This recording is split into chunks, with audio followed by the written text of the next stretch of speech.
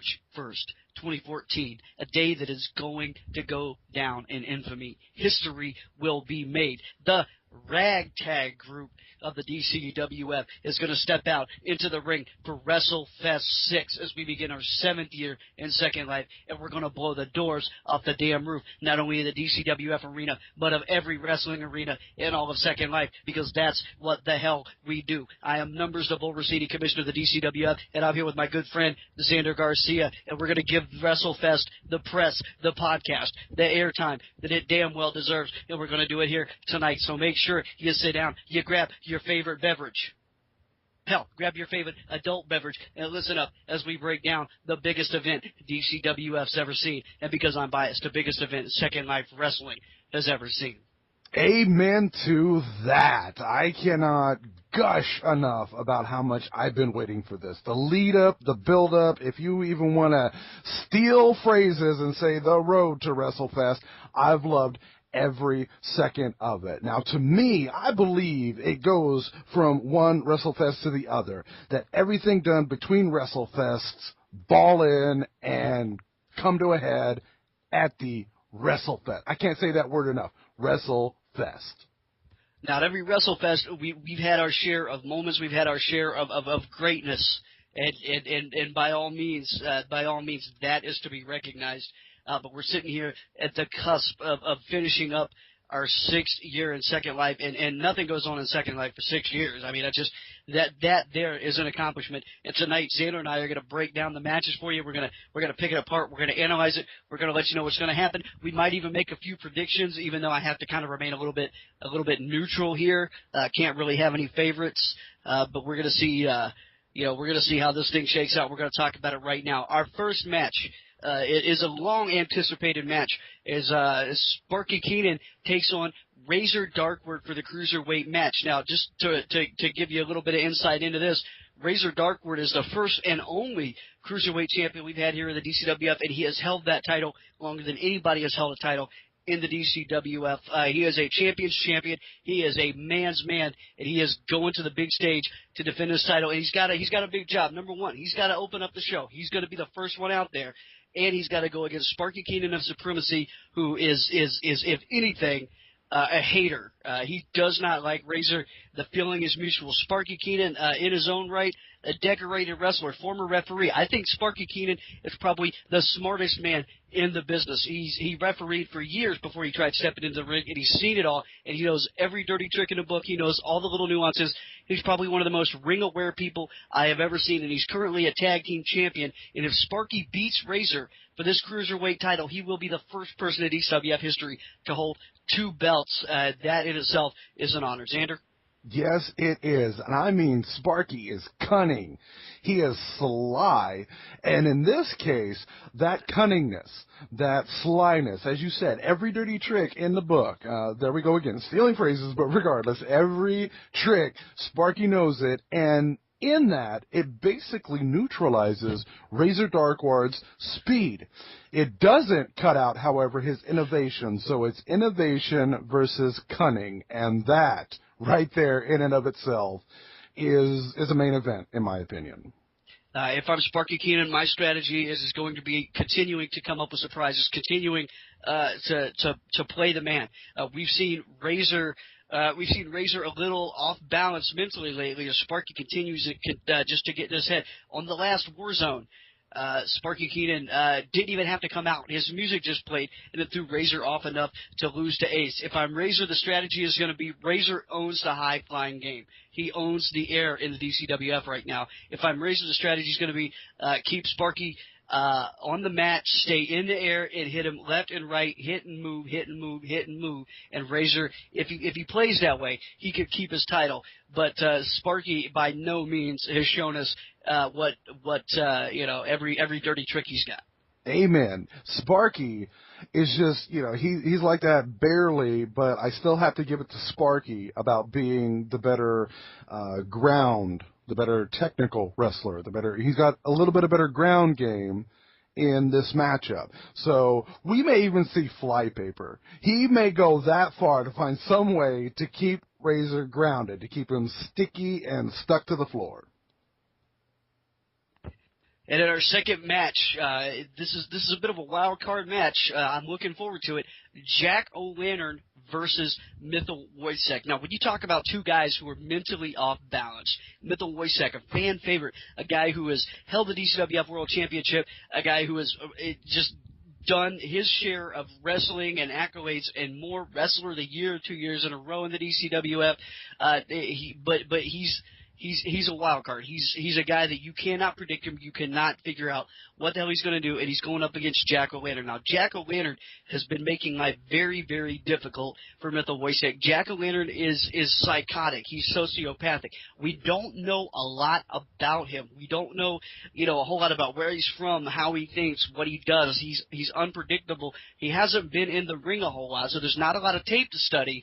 Mithil Wojcik has his handful, and Jack O'Lantern's been a man on a mission picking on Mithil. I think maybe he wants the most insane Wrestler of the Year award. I have no idea. And yes, I will elaborate from you on that.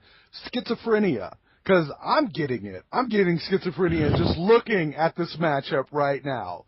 Now, you put both of those in, and this is going to be, indeed, I'm going to call it a nut house match. I may actually call it a nut house match, because what were you thinking? We already had Mithil, who is insane as they come. He redefines insanity. As the commissioner of the DCWF, what were you thinking signing on Jack O'Lantern as well into the DCWF? Not even for WrestleFest. Just bringing him in. Do you want everybody crazy? Well, every year I roll the dice and I take a gamble at WrestleFest. I put a match out there that is different, that is volatile, that even the greatest wrestling minds such as myself can't really get a grip on it and predict. And if you mix Mithil's brand of insanity and his ring awareness with Jack O'Lantern's just out and outright sociopathy, it's going to be a volatile situation. And the winner of that match is going to be the fans, because they're going to see some stuff. They're going to have an opportunity to witness something that they've never seen before, and generally an insane asylum brawl. And I'm looking forward to it. Hell yes, just crazy galore, because you have Jack O'Lantern, which I would call him methodical, and Mithil, who is almost suicidal. I mean, my God, do you remember last WrestleFest, what he did off the top of those beams? He puts it on the line each and every time, and Jack O'Lantern made his bed, and he's going to have to lie. He's going to have to lie in it, because Mithil will not hold back on him. Now, in the SLCW women's match, we have Kinder Chemistry taking on and challenging for the SLCW women's title the current champion, Heidi Himmel. Let's start with the challenger. Kinder Chemistry has worked her way up through the ranks. I remember watching some of her first training sessions or some of her first matches, and she was very quick to learn to be a technician. She was very quick to learn, how the whole thing works and what to do in the ring. And over time, she developed into a personality that the fans have really gotten behind. She brings people in. She puts butts in the seats. And not only that, she's really come into her own and developed her own style. And she's a force to be reckoned with. She takes on all comers without question. And we saw at the last Warzone when Heidi Himmel came out to try and interfere in that match, Kendra did not hold back. The stripper pole came out. That being said, Heidi Himmel, former two-time DCWF Women's Champion, former tag team champion when she was a style queen with Tara Duffield. Heidi Himmel has fought wars in the ring. She has seen her share of battles. She knows what to do. She's very ring aware. She's very experienced, and there's no doubt in my mind that she wants to keep on to that title. And now she's paired with Nikki Rocks in Model Behavior, and those two have been very, very deadly. I don't know if that's going to be a factor at WrestleFest, but you can be damn sure that these two women are going to go out there and they're going to lay it all in the ring. Amen to that. I mean, Heidi speaks for herself. Last year WrestleFest, she strolled in as the DCWF Women's Champion, top lady in all of the DCWF. And now she's strolling in as the SLCW Women's Champion. Her accolades speak for themselves. And you are right, with Kendra, I recall her starting off as a referee, but then she got bit with a bug. And, of course, then she got bit with the Sweet Jimmy bug. So then we saw her come out as Sweet Jimmy's lady. but all of a sudden she just explodes and she's coming out on her own and she has made a name for herself. She can handle herself. She is much, much more than just some arm candy, and she's going up against the model, Heidi Himmel, who should speak for herself, but at the same time, I don't believe we've seen the best out of Heidi Himmel. I believe there's still great things to come from her. Heidi Himmel's been in the DCWF a long time, and she still has a huge, huge career in front of her. Kendra Chemistry will definitely have the crowd support, and that says something. But is it enough to overcome the experience of the model? We're going to have to wait till WrestleFest to find out. In the men's SLCW match, Ace Nightfire and Sweet Jimmy Valentine, these two were once proud tag team champions together, and at the blink of an eye, at a Damnation show on a Friday Night X, Ace turned on his partner, Sweet Jimmy, and allowed Supremacy to win the titles. This match is personal. These two have been going at it ever since then. Sweet Jimmy Valentine took over the Elimination Chamber at Blizzard to win the SLCW men's title. Ace Nightfire, former world champion, he doesn't necessarily care about winning the belt. That's a prize to him. It's going to be a great thing for him to have. He wants that belt. But what he cares more about, what really drives him in this match is not the desire for gold. What drives him is to get his hands on Sweet Jimmy Valentine and to shut him up and put him away once and for all. This might be the most personal match we're going to have at WrestleFest this year. Amen to that. I mean, we've said grudge before. We've uttered the word grudge match before. However, this has taken on just a whole new level. As I stated, in Warzone, we have, Ace, who started 2013 as the DCWF World Heavyweight Champion. Then he teamed up with Sweet Jimmy Valentine as the Playboys to take the DCWF Tag Team Championship. Now, here we are at the beginning of 2014 going into the biggest show of the year, and he's aiming for the title. Right? No, wrong. He is aiming for Sweet Jimmy Valentine. I don't know what happened with the Playboys. Jimmy and Ace, they have been keeping it very close to the vest. But every time they are even in the same vicinity of one another, and I've walked backstage, and I've seen these two, and every time they're even close to one another, there's just so much tension, it's palpable. It's like its own entity. And so this is one of the first matches, if not the first matches, that I will see that the title is almost secondary to the hatred that these two guys have. Title or not, this is going to be an amazing, phenomenal match. It's power versus precision. The power with Ace Nightfire, the precision with Sweet Jimmy Valentine. Sweet Jimmy Valentine, another man that takes to the air against the power of Ace Nightfire, a man who has overcome all the odds and earned his way in the DCWF. It's going to be a match for the ages. It's going to be an explosion, and we're going to see it come to a head in just a couple of days at WrestleFest on Saturday, March 1st, 12 noon at the DCWF Arena. Now, the matches that everybody's going to be looking forward to, the matches that really shape and mold the future of the DCWF, the matches where you get a glimpse of what's to come, are the Chaos matches. In the women's Chaos match, we have Lily Martinez, Holly Williams, Tara Titan, Miss Misty, Andrea Delka, and Nina Prater. All of these women, in their own right, have been decorated. They've been winning matches. They've been out there putting it all on the line, and they've earned their spot to be in this match. The wild card in this match, the one I'm going to be watching, is Tara Titan. She's a trainee from the show, but she's so big and she's so powerful. She's going to be a force to reckon with in this match, and she's going to be somebody that these guys are going to have to figure out. If they want to get her out of that ring, they're going to have to take her out quickly, and they're going to have to get her out soon because she is going to do some damage. With Tara, it's not going to be a wrestling match. She's going in there to fight, to kill, to steal, to maim, to destroy. And folks, if you're a fan of the old days and you're a fan of Antonia Fogarty, I guarantee you, you're going to be a fan of Tara Titan. Yes, indeed. I mean, I have seen her. Like I said, I walk in the backstage area. I've seen her walk by, and I have moved out of her way. And I'm a pretty big fella, but I have stepped out of her way. However, the bookends right there. It's not in an exact order, ladies and gentlemen, but the Lily Martinez to Nina Prater. They have their own names in SL Wrestling. They have made their names in SL Wrestling, but you are correct. It is just wild cards. It is anybody's game. It is anybody's contract. They all step in there. They're all equal, whether they are massive Terra Titans or they are a brawler, well, actually multifaceted like Lily Martinez and Nina Prater, or you aim to Holly Williams and Andrea Dalka, who are forming and, as you said, molding their own styles. This is the greatest time to do it. This is going to be the pinnacle of their molding process. Now, Miss Misty, who is just angry and violent, it's explosive. I could go on and on and on about it. It's just going to be, you are right, one of the most explosive matches of the night, and who knows who can keep up with it.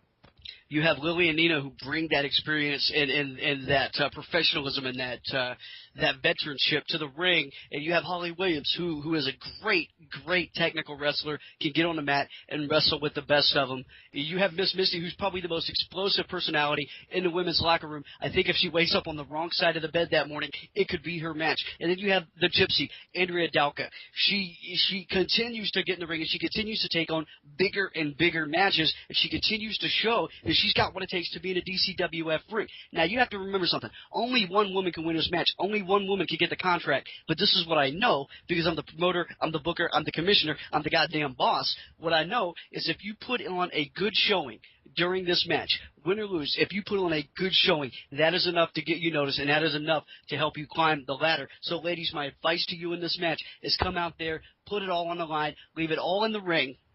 And should you walk away the winner, then you get the contract. But should you not walk away the winner, don't think that you haven't done it. Don't think that you haven't gotten the notice, especially if you give your all. Now, the men's chaos match.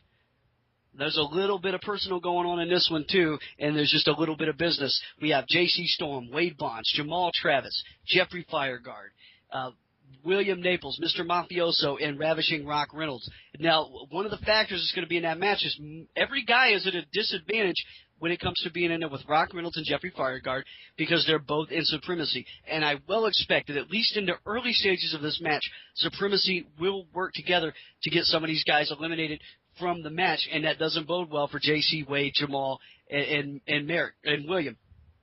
But yeah. I tell you, the wild card in that match, I have to say it, is Wade Bonds. He is, I have to say, of that entire group right now, he is the hungriest. He is the one with the most to prove and the one with the most to lose should he not walk away the winner. I'm looking forward to seeing what Wade can do.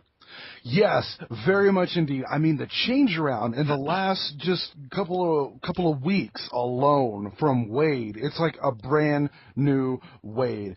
Come to see WrestleFest to see the new and improved Wade. He's nothing like past Wade. This is future Wade. However, I will counterpoint your supremacy talkings with JC and Jamal. Now, there was a time they were tag team partners as well. So they could revert back to that and be the counterbalance to Supremacy, the yin to the yang in a sense. However, you still have Wade Bonds, new and improved, hungry as ever, one of the hungriest men I've seen in the DCWF in my over a year here. Then William Naples, Mr. Mafioso, Mr. Cunning, Mr. Cutting deals in the back, Mr. Using Intimidation. He is just a little bit more on the mental game than anybody else. He's trying to get under people's skin. He's, again, behind the scenes. He's doing it in back rooms and dealings and stuff like that. So, again, we have two teams, or possible teams, JC and Jamal could team up against the Supremacy aspect. Then you have Hungry Wade and manipulative Mr. Mafioso William Naples.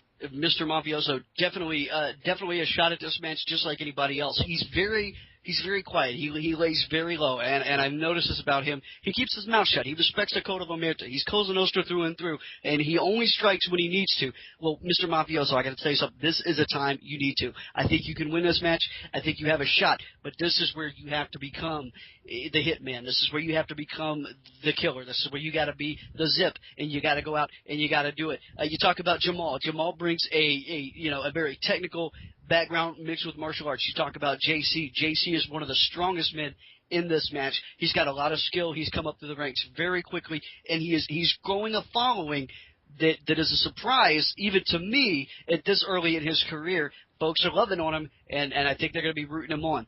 Now, let's talk about these matches for a second. These chaos matches, we're going to do something that we've never done before. Somebody in a production meeting brought this up to me, and I thought it was a hell of an idea, and we're going to go with it. It's something that I don't think anybody's ever done in Second Life Wrestling. I don't think anybody's really done it in real life wrestling either. Of course, I've never seen every match there ever was to see. But these matches are going to start out. There's going to be 6 people in the ring, and it's an over-the-top elimination. And you're going to go over the top, you're going to go up, you're going to go out. That's the way it is. But when the last 2 are in the ring, then it becomes a ladders match, and that contract will be in a briefcase suspended above the ring. So it's 2 matches in one. For the women's match and the men's match, it's going to be grueling. It's going to be brutal. And if I don't mention the pretty boy Jeffrey Fireguard, I got to tell you something. I said this at Warzone. He is a man on a mission. He is a guy who wants this opportunity. He wants this contract. And I don't know that anybody in that ring. It doesn't matter how tough they are, how much skill they have. I don't know that they're going to be able to break the will of one Jeffrey Fireguard. And I don't like to make predictions here, but I think he's going to be the guy to watch out for in this match. He's going to be the guy to beat. Yes, he is. And I mean, as to where all of them are, however, Jeffrey has been extra violent this year. Something just kicked in him. I'm not even going to call it sociopathic. It's something animalistic. He is vicious. I mean, he goes for the throat every single second, every breath of every match. And he's had Rock Reynolds by his side. Maybe he's been teaching him some things. Maybe he's been making him an animal as well. And so they are, even though they are supremacy, they are 2 separate animals in this match. Blood, chaos, gore, it's all going to happen. You know, Rock Reynolds has a shot just like anybody else in this match. This too, like the women's chaos match, is anybody's match. And Rock, if you're listening, and I think you are, when the time comes and you have to stand face to face with Jeffrey, all that supremacy stuff has to go out the window. You have to put that aside, and you got to go for the win here. Just remember that this is show business, not show friends. Now we have a double main event, one for the ages, as Nikki Rocks of Model Behavior steps into the ring with the legend, the former multi-time DCWF Women's Champion, Masaki Yumako. That match was made this past Saturday on Showdown, and it is worth its weight in gold. Yes, it is. I mean, Nikki Rocks, when she first came out, she was so skilled. She had some of the most potential of any rookie I've seen come out of anywhere in all of SL Wrestling. One of the best. And her skill, her technical ability, her jumping up, her innovation, she's been able to work on the fly and change it up as she goes. It's been wonderful. However, as of the past few months with Model Behavior, it seems she's, letting out another different side of herself. Her attitude has been quite nasty. She has not been partaking in Model Behavior. In fact, the exact opposite of it, and I hope she hasn't lost that. Because then on the other side of this coin, Masaki, she comes in with the experience. She knows how to win the belt. She's not overthinking it. Nikki's still veritably a rookie. If it's not still, yes, very much a rookie. She may be overthinking it. Who knows if she's ready for the limelight? And let's face it, Masaki basically changed the color of the limelight to a jade. She has been in it so much. So Masaki knows exactly what to do and how to take care of business, versus Nikki has been slightly goofing off lately, but she still has the tools within her grasp. Masaki Umako a proud champion, a proud representative of the DCWF for many, many years. Has held that title. Has held the tag team titles. She's a very proud champion. She knows how to be a champion. I don't think she knows how to be anything else but a champion. Nikki Rocks, who might be the toughest woman in the business right now. She might be the baddest bitch on the planet. Going up against her, Nikki Rocks. If Nikki wins this match, it will be a huge, huge victory to her, and will skyrocket her not only into the career and the accolades that she wanted to have, but it will skyrocket her into infamy, because very few people in this entire business, grid wide, can say that they have beat Masaki Umako for a title. She's got a long road ahead of her. She's got a very hard job ahead of her. But if anybody in the DCWF women's roster can do it right now, it's Nikki Rocks. Nikki, my advice, stay away from the spider twist. Yes, because if Masaki gets a hold of Nikki, it could all be over. And again, Masaki is probably going to get another title reign if she can get Nikki locked in that. But, as I said, Nikki, with model behavior, she's been very cunning as well. And I'm saying that. There's a lot of cunning people in the DCWF. So Nikki may be watching some tapes, and hopefully she's taking this very seriously, because it does not get as serious as Masaki Umako, a champion of champions. And when it comes to Masaki Umako, there's a whole lot of tape to watch, believe me, my friend. Now, we talk about the big one, the DCWF World Heavyweight title. Ooh, when I think about this match, when I feel this match, when I think about this match, it was my pleasure to book it. It was my pleasure to see it happen. There was no other way that we were going to go for the Wrestlefest big one, for the main event. When it comes to Voodoo Cooperstone, the Bear, taking on the challenger, the champion. The champion, the general, Pietro Shelford. Now, I'll say this about both of these men. When I think about this match, when I feel this match, I can't help but think of Dr. Jekyll and Mr. Hyde. Ooh, good one. The musical. This is the moment. This is the moment.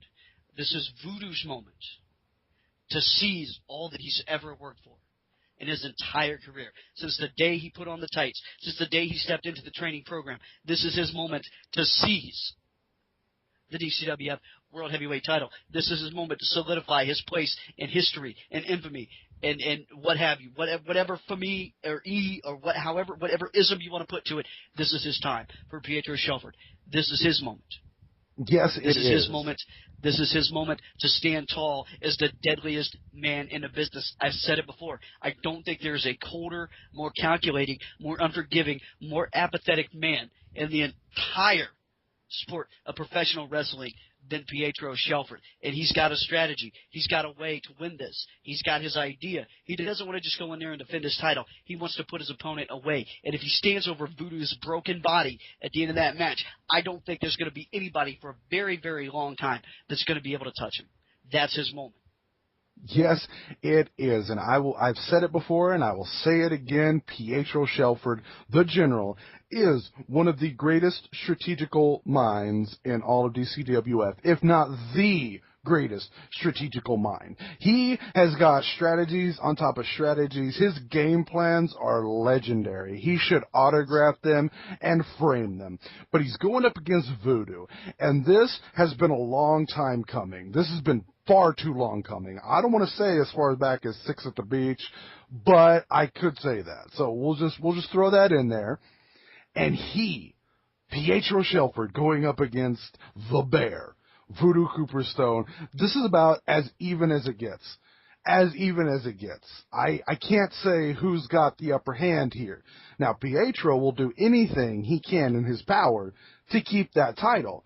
Yet, Voodoo has proven through trials and tribulations in just these past 5 months that he is more than ready to go through the fire and the firepower that the General brings.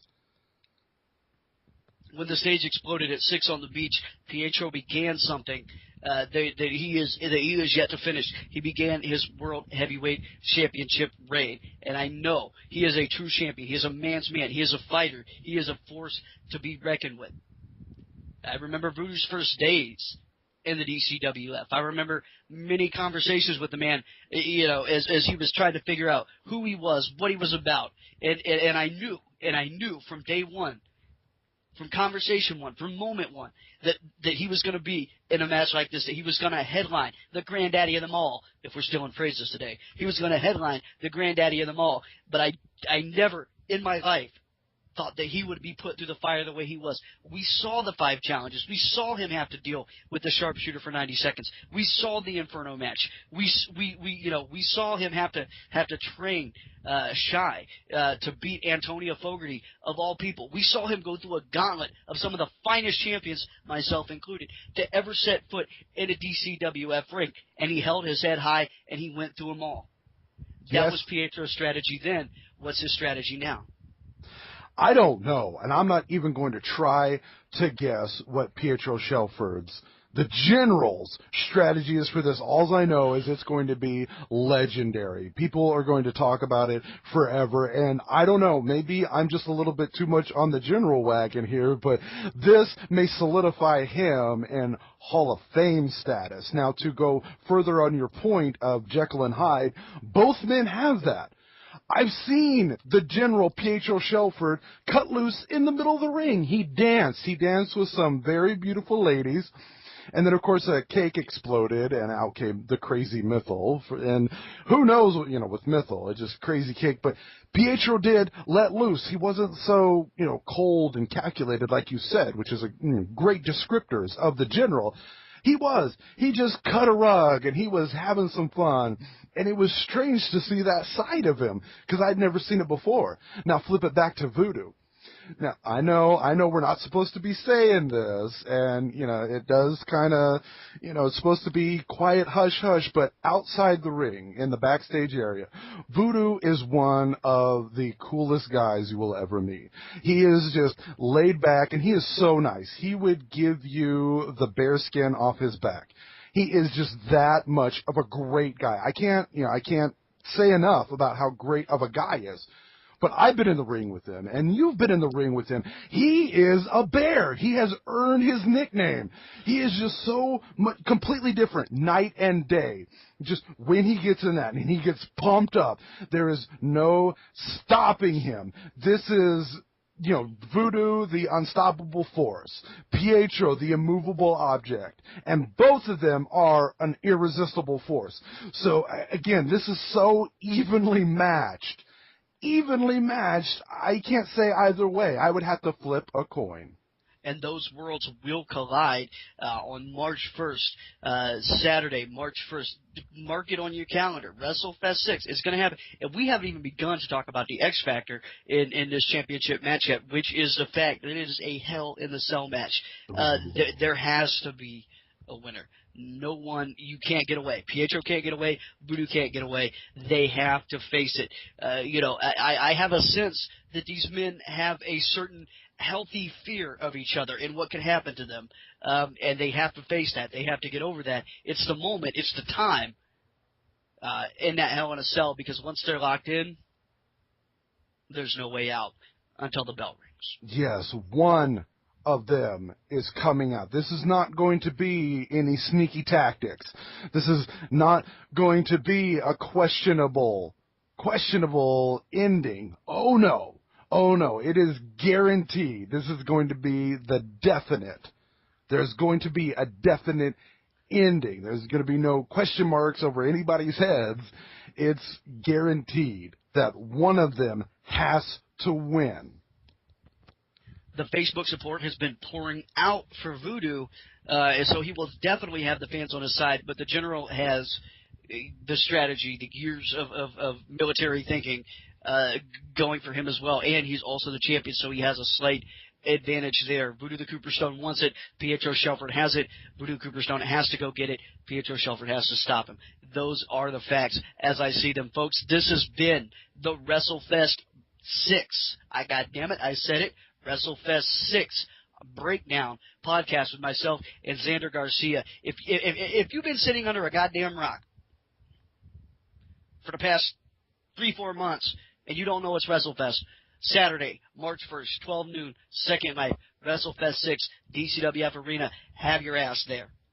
Amen. And even if you haven't heard about it, come get your mind blown anyway. That's how great WrestleFest 6 is. Whether you heard about it or not, you are going to get your mind blown.